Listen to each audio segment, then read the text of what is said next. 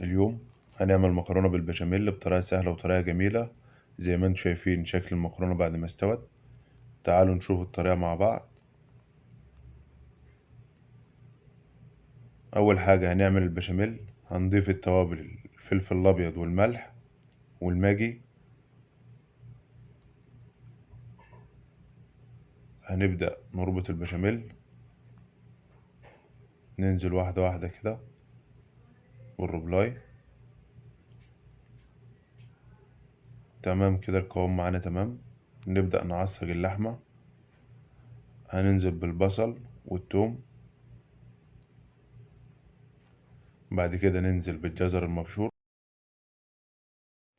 هنبدأ نسوي بقى الخضار بتاعنا اللي هو الثوم مع البصل مع الجزر، وبعد كده ننزل بشوية من الأعشاب روزماري أو ريجانو.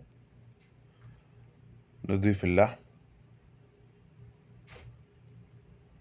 نقلب اللحم كويس، نسيب اللحم يتعصج براحته على نار هادية.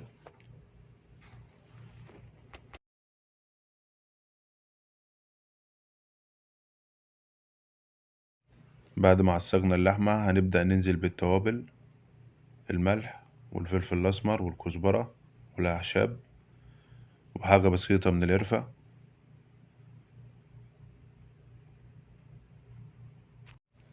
هنضيف معلقة صغيرة من الصلصة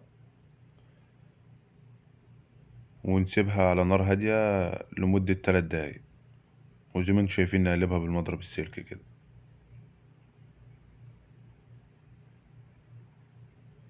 زي ما انتم شايفين شكل اللحمة بعد ما سويناها، شكلها جميل جدا والطعم مختلف.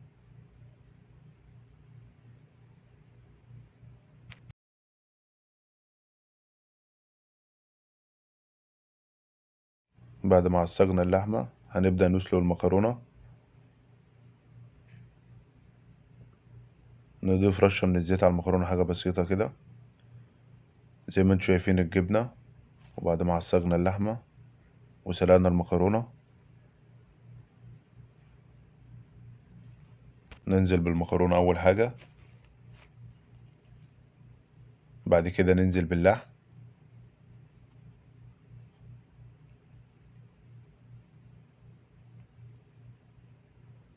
نقلب المكرونة مع اللحم الأول عشان اللحم يتوزع معانا.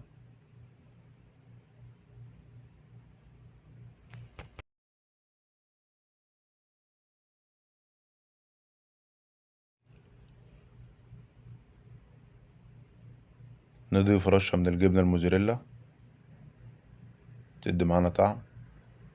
لو اللحمة ناقصة توابل ممكن نضيف دلوقتي توابل لو حابين، لو ناقصة معانا. بعد كده نضيف البشاميل. بعد كده نضيف بشاميل الأول في السخان أو الصينية اللي احنا هنعمل فيها المكرونة، وبعد كده نضيف المكرونة.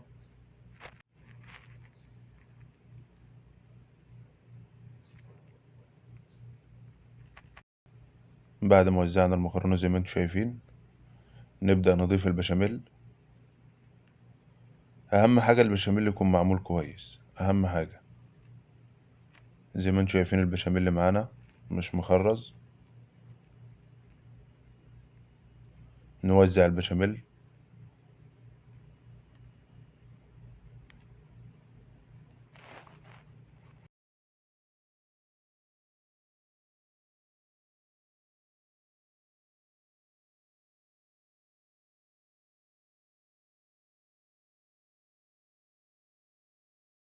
بعد ما وزعنا البشاميل هنضيف الجبنة الموزاريلا.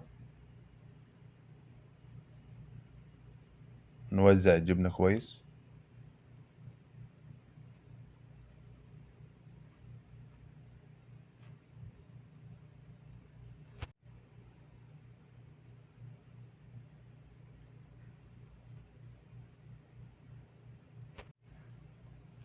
حابين تضيفوا رشة من الزعتر أو الريجانو على الوش مفيش مشكلة، بيدي معانا طعم. زي ما انتم شايفين بعد ما خلصنا نبدأ ندخل المكرونة الفرن. أهم حاجة الفرن يكون بارد. زي ما انتم شايفين شكل المكرونة بعد ما استوت، شكلها جميل والطعم أجمل بكتير.